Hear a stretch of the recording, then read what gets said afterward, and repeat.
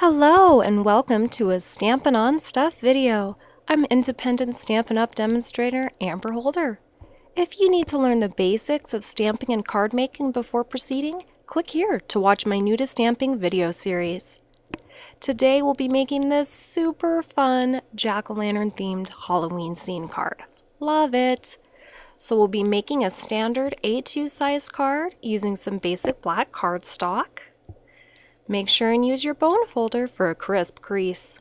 Now, a 3 3/4 by 5 inch layer of Night of Navy, a 1/2 inch by 5 inch piece of Old Olive, and now the 1 3/4 inch circle punch and some Daffodil Delight cardstock. This will make our moon. Now the Word Bubble Framelits and some Smoky Slate cardstock. So these framelits are actually going to create clouds for us. Even though they're designed to be word bubbles, they can be very versatile. We'll be cutting 2 of these.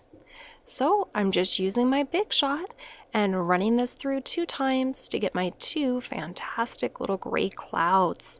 So quick and easy with the Big Shot. Next, I've got the fun fall framelits, and we'll be using all 3 of the pumpkins. Whisper white cardstock here, and I'm just going to cut all 3 pumpkins at one time. Makes it quick and easy when you can run them all through together like that. Just saves a little time. Now we're going to be cutting them again, but this time we only need the tops of the pumpkins. We're going to be making the stems a different color than the rest of the pumpkins. That's why we're cutting these a second time. As long as your stems are cut, you'll be great. These are the Fall Fest stamps. They coordinate with the framelits we're using. Aren't they cute? Now this is pumpkin pie ink to make all the pumpkins nice and orange. I apologize, my head gets in the way a lot during all of this. I really had to hover over top of my die cuts so I could see where I was stamping, but I hope you'll still get the idea. After all your pumpkins are nice and orange, we're going to move on to chocolate chip ink. This is when we'll stamp all those partial die cuts to get our stem color. And you'll see what I do with the excess when I'm done with all of the stamping. But for now, just make sure you get all your stems colored with chocolate chip.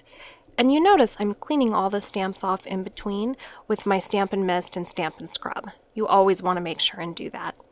Now, moving on to basic black ink, I'll stamp all the adorable little faces to turn these pumpkins into those super cute jack-o'-lanterns. The photopolymer is excellent for this because you can see exactly where you're putting your cute little faces. Now here's where we get the stems ready. All you need to do is take your paper snips and simply trim off the excess so you have a perfect little stem. It's actually really quick and easy, even for those that aren't crazy about using their scissors much. The Tombow glue is perfect for attaching your stems. It gives you a second where you can kind of wiggle the stem back or to one side or the other just to get it in the perfect spot before it dries permanently, so you can get great placement. Now we'll be using our snail, starting with the tallest pumpkin in the center. We will be beginning to build our scene. So after you get your tallest one in place, you'll put the smaller ones on either side, overlapping them slightly. Then you'll be adding your nice harvest colored moon here. Very fun. Make sure it overlaps the edge. Now we'll be beginning with our clouds.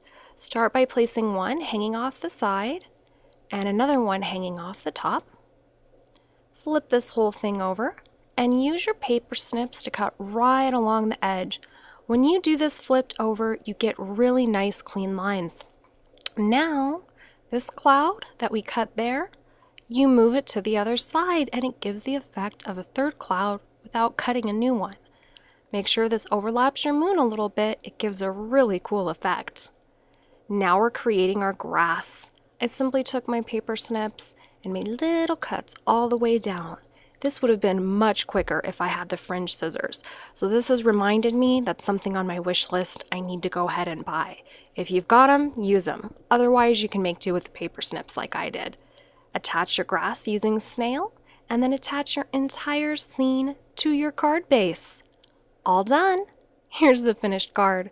Click the text to be taken directly to the blog post for links to easy shopping, a PDF file, and more.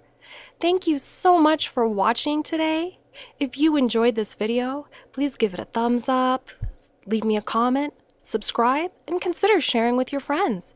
You can visit stampinonstuff.com for more project ideas, PDF files, and links for shopping. Artwork used here, copyright Stampin' Up.